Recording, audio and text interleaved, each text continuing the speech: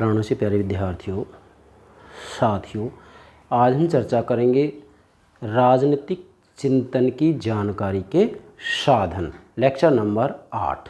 जैसा कि मैंने यहाँ नोट किया है, राजनीतिक चिंतन की जानकारी की साधन। जी स्टूडेंट्स, आज हम ये चर्चा करेंगे कि जिस राजनीतिक चिंतन का हम अध्ययन कर रहे हैं, उस राजनीतिक चिंतन की जानकारी के साधन कौन कौन से हैं। राजनीतिक चिंतन का अध्ययन करने वाले प्रत्येक विद्यार्थी को इस बात की जानकारी होनी ही चाहिए कि राजनीतिक चिंतन की जानकारी के साधन आखिर कौन से हैं। अगर राजनीतिक चिंतन की जानकारी के साधनों का आपको ज्ञान नहीं है तो ये भी निश्चित है आप राजनीतिक चिंतन को अच्छे से नहीं समझ सकते। तो आज हम राजनीतिक चिंतन की जानकारी के साधन की चर्चा करेंगे। बेटा नोट करें, राजनीतिक चिंतन की जानकारी के साधन। यस, अब चलिए देखो, सबसे पहले तो आपको ये जानना ज़रूरी है कि भी राजनीतिक चिंतन की जानकारी के साधन जाने उससे पहले यह बात स्पष्ट होनी चाहिए मेरे विद्यार्थियों, मैं बार बार कह रहा हूँ, राजनीतिक चिंतन है ही क्या। जब तक आप राजनीतिक चिंतन का अर्थ अच्छे से नहीं समझेंगे तब तक राजनीतिक चिंतन की कोई भी बात नहीं समझ पाएंगे। यूपीएससी के विद्यार्थी ध्यान दें, यूजीसी नेट के विद्यार्थी ध्यान दें, स्कूल लेक्चरर, कॉलेज लेक्चर की तैयारी कर रहे विद्यार्थी विशेष ध्यान दें। बेटा, राजनीतिक चिंतन आखिर है क्या? What do you means by political thought? बेटा, राजनीतिक चिंतन क्या है जरा समझें। बिल्कुल सामान्य से अर्थ बता रहा हूँ जो कि प्रत्येक विद्यार्थी अच्छे से समझ सकें। बेटा, राजनीतिक चिंतन क्या है? ये स्टेट, राज्य संबंधी मौलिक विषयों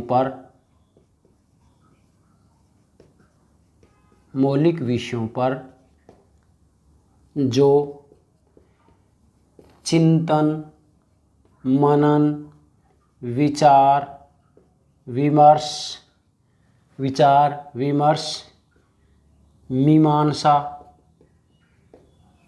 मीमांसा की जाती है,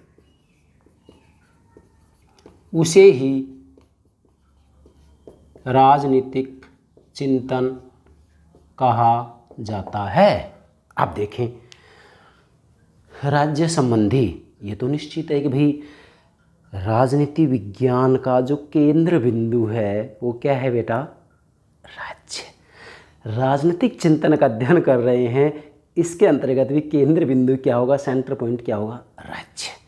तो बेटा, राज्य संबंधी मौलिक विषयों पर जो विचार विमर्श, चिंतन मनन किया जाता है, मीमांसा की जाती है, उसे ही राजनीतिक चिंतन कहते हैं। अब इसको आप नोट करेंगे, मैं बोलता रहूँगा। राज्य संबंधी मौलिक विषयों पर, नोट करें, राज्य संबंधी मौलिक विषयों पर जो चिंतन मनन, विचार विमर्श और मीमांसा की जाती है, उसे ही राजनीतिक चिंतन कहते हैं। अब राज्य संबंधी विषय में क्या आएगा? बेटा, राज्य संबंधी विषय में ये आएगा कि भी राज्य की उत्पत्ति कैसे हुई, राज्य का क्या उद्देश्य है, राज्य के कार्य क्या हैं, राज्य को ज़्यादा कार्य करने चाहिए कि कम करने चाहिए, राज्य निर्माण के कितने अंग हैं, जैसे कि आधुनिक समय 4 माने जाते हैं, जनसंख्या, निश्चित भूभाग, सरकार, संप्रभुता। सरकार के कितने अंग हैं? 3, व्यवस्थापिका, कार्यपालिका, न्यायपालिका। तीनों अंगों के आपसी संबंध क्या हो, तीनों अंगों का संगठन कैसा हो, तीनों अंगों में कौन शक्तिशाली हो,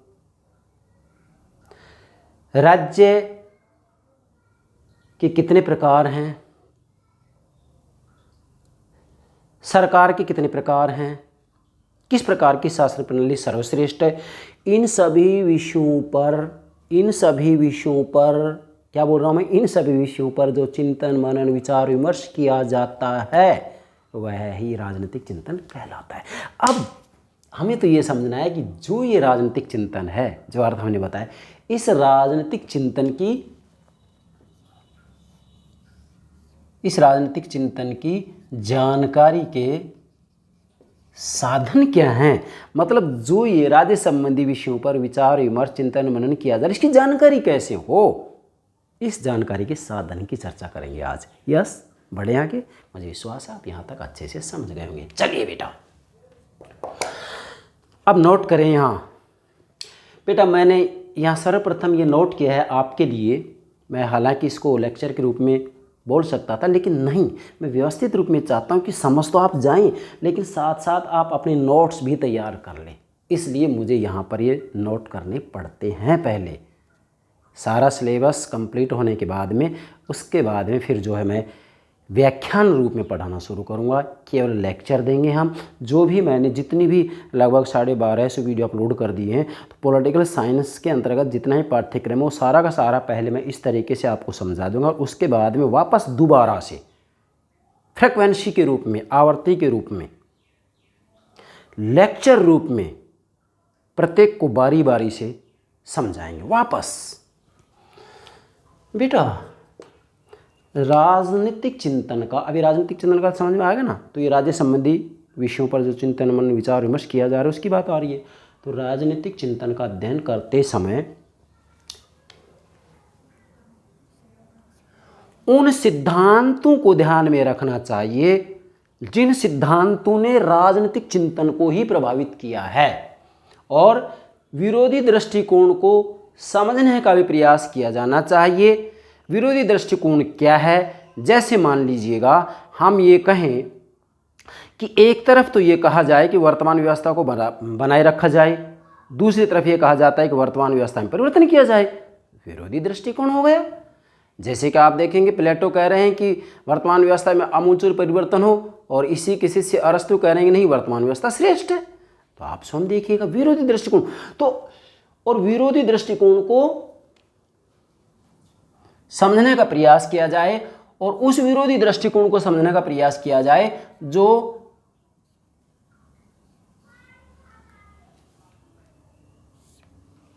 ध्यान दें,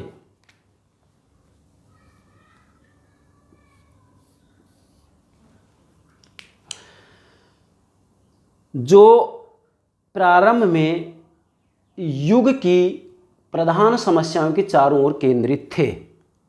मतलब वास्तविक रूप में देखा जाए तो हम ये कह सकते हैं कि युग की प्रधान समस्याओं के चारों ओर केंद्रित थे।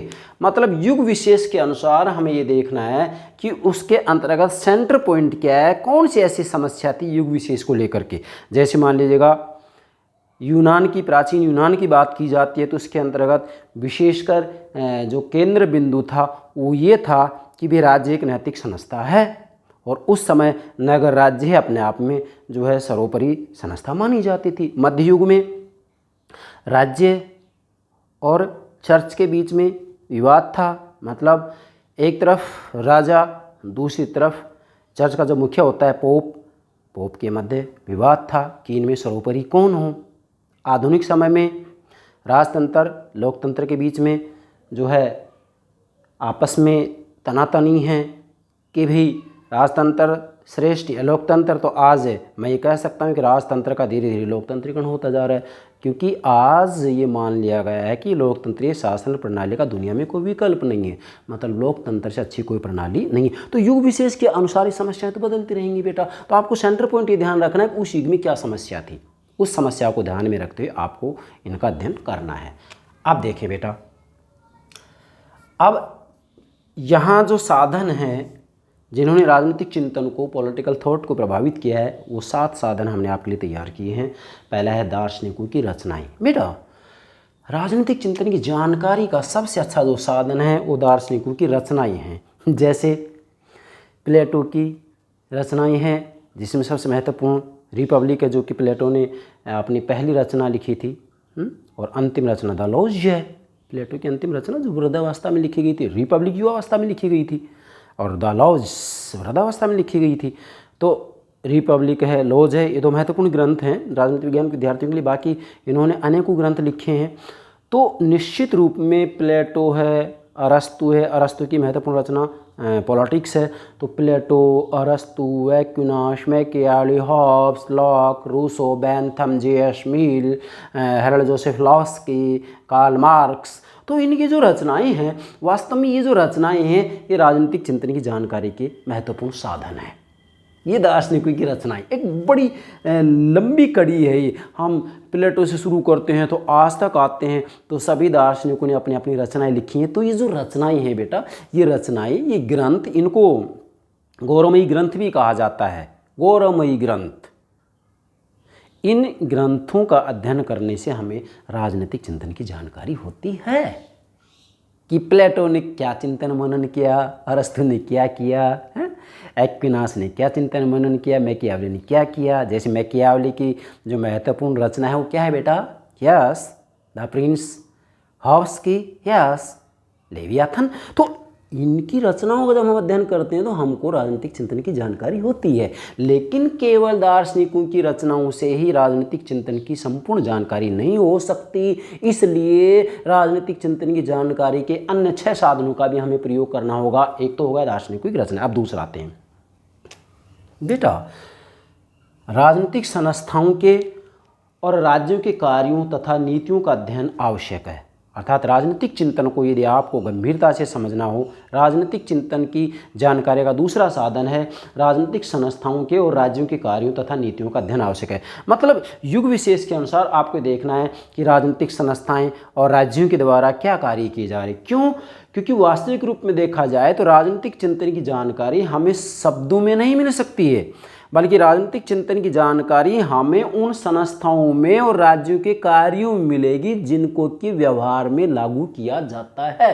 क्योंकि युग विशेष के अनुसार राज्यों के कार्यों में भी परिवर्तन आता रहा है, इसलिए यह भी राजनीतिक चिंतन का महत्वपूर्ण साधन है। मैं ज़्यादा लंबा यहाँ व्याख्या नहीं करूँगा, मैं केवल संकेत मात्र देता जाऊँगा, बाकी आप समझ जाएंगे। तीसरा है बेटा मानसिक पृष्ठभूमि। यस बेटा, राजनीतिक चिंतन की जानकारी का ये भी बहुत महत्वपूर्ण साधन है, मानसिक पृष्ठभूमि। वास्तविक रूप में देखा जाए तो राजनीतिक चिंतन की जानकारी का तीसरा साधन ये है, क्या है कि भाई जो राजनीतिक सिद्धांत होते हैं उन राजनीतिक सिद्धांतों को अन्य विषय भी प्रभावित करते हैं, जैसे दर्शन, धर्म, आचार और आर्थिक सिद्धांत। ये सभी के सभी ऐसे हैं जो कि किसी न किसी रूप में राजनीतिक चिंतन को प्रभावित करते हैं, इसलिए इनकी भी जानकारी होना अति आवश्यक है। उस युग विशेष में दर्शन कैसा है, धर्म क्या कहता है, आचार क्या है और आर्थिक सिद्धांत क्या कहते हैं, क्योंकि इन सब का राजनीतिक चिंतन पर प्रभाव पड़ता है। इसलिए मानसिक पृष्ठभूमि के रूप में इनका भी अध्ययन करना है, क्योंकि इन सभी का राजनीतिक चिंतन पर प्रभाव पड़ता है। चौथा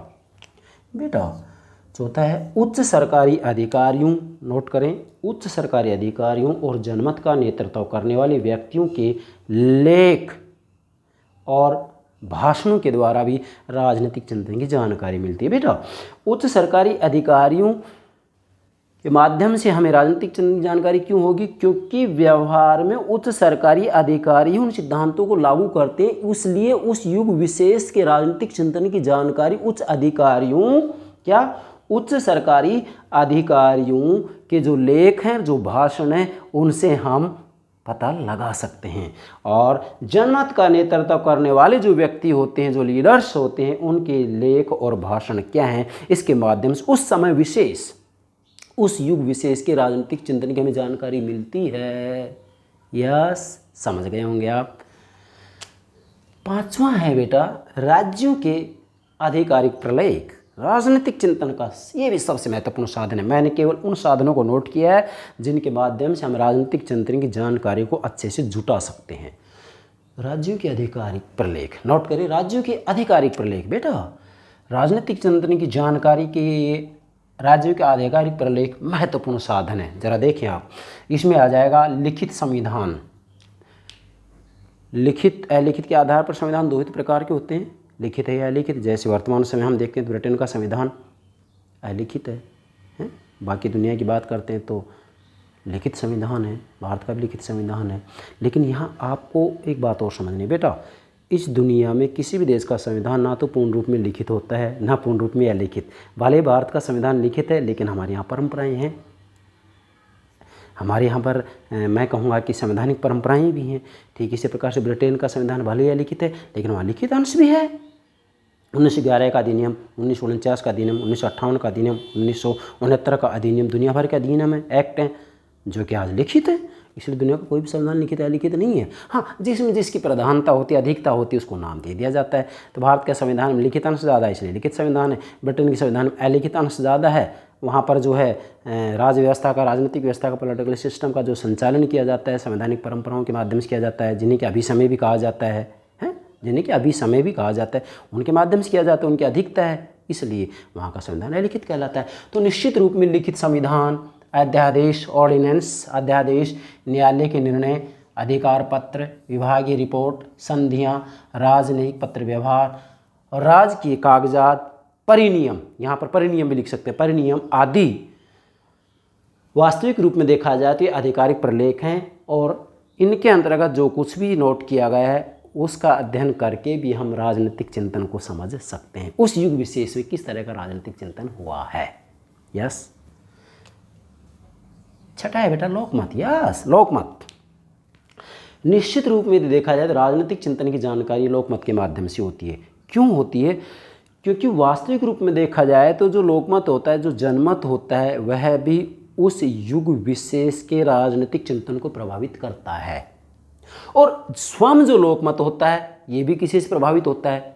स्वयं जो जनमत है, लोकमत है, वो पत्र पत्रिकाएं, पंफलेट, पोस्टर, व्यंग चित्र, प्रकाशन के अन्य साधन भी हैं जिनसे कि जनमत लोकमत प्रभावित होता है। और जनमत जो लोकमत होता है, जनमत लोकमत जो होता है, क्या बोल रहा हूँ मैं, जनमत या लोकमत जो होता है वह वास्तविक रूप में राजनीतिक चिंतकों को प्रभावित करता है। और वास्तव में देखा जाए तो स्वयं जो जनमत होता है, इस जनमत को ये सभी के सभी जो साधन हैं वो प्रभावित करते हैं। इसलिए इनका अध्ययन करने से भी हमें राजनीतिक चिंतन की जानकारी मिलती है युग विशेष के अंतर्गत।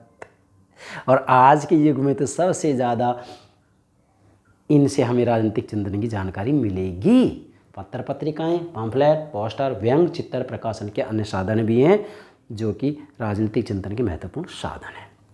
अंतिम बेटा साहित्य। यस, राजनीतिक चिंतन का साहित्य भी एक महत्वपूर्ण साधन है क्योंकि साहित्य के अंतर्गत विद्वानों ने जो निबंध और कविताएं लिखी हैं, वो निबंध और कविताएं उस समय विशेष की परिस्थितियों के अनुसार लिखी जाती हैं। उस समय विशेष की परिस्थितियों को, उस समय विशेष की समस्याओं को निबंध और कविताओं में उकेरा जाता है, लिखा जाता है, व्यक्त किया जाता है और उनके माध्यम से, उनका अध्ययन करने से उस समय की राजनीति का हमें ज्ञान होता है, उस समय के राजनीतिक चिंतन का हमें ज्ञान होता है। इसलिए साहित्य भी राजनीतिक चिंतन का महत्वपूर्ण साधन है। अब साहित्य में क्या क्या आ जाएगा? निबंध, कविता, उपन्यास और नाटक। निबंध का अध्ययन करेंगे, कविता का अध्ययन करेंगे, उपन्यास का अध्ययन करेंगे और नाटक का अध्ययन करेंगे तो इससे हमें उस समय के राजनीतिक चिंतन की जानकारी मिलती है। ये हो गए राजनीतिक चिंतन की जानकारी के 7 महत्वपूर्ण साधन। इन साधनों के माध्यम से आप राजनीतिक चिंतन की जानकारी जुटा सकते हैं। अब यहाँ मैंने ये चित्र बनाया है, आप चाहें तो इसको बना सकते हैं शॉर्ट में, ये सारा नोट करने की ज़रूरत नहीं होगी। क्या? राजनीतिक चिंतन की जानकारी के साधन लिखेंगे, उसके बाद में 1 2 3 4 5 6 7, ये क्या है? ये 7 के 7 जो साधन हैं इनके नाम लिखते चले जाएंगे। नंबर 1 पर आप यहाँ ये जो दार्शनिकों की रचनाएं ये नोट करेंगे। नंबर 2 पर राजनीतिक संस्थाओं के और राज्यों के कार्यों तथा नीतियों का अध्ययन आवश्यक है, ये नोट कर देंगे। 3 पर मानसिक पृष्ठभूमि। 4 पर उच्च सरकारी अधिकारियों और जनमत का नेतृत्व करने वाले व्यक्तियों के लेख और भाषण नोट करेंगे। 5 पर राज्यों के आधिकारिक प्रलेख नोट करेंगे। 6 पर लोकमत नोट करेंगे। 7 पर साहित्य नोट करेंगे। इस तरीके से नोट कर लेंगे, ये आपका फर्स्ट क्लास डायग्राम बन जाएगा। और एग्ज़ाम देने जाएँ तो आप केवल इसी को देखिएगा और आराम से एग्ज़ाम देने जाइएगा, आपको कोई दिक्कत नहीं आएगी। तो मुझे विश्वास है आप राजनीतिक चिंतन की जानकारी के क्या साधन हो सकते हैं इनको बेहतर तरीके से समझ गए होंगे। यस बेटा, okay, thank you very much, thank you very much.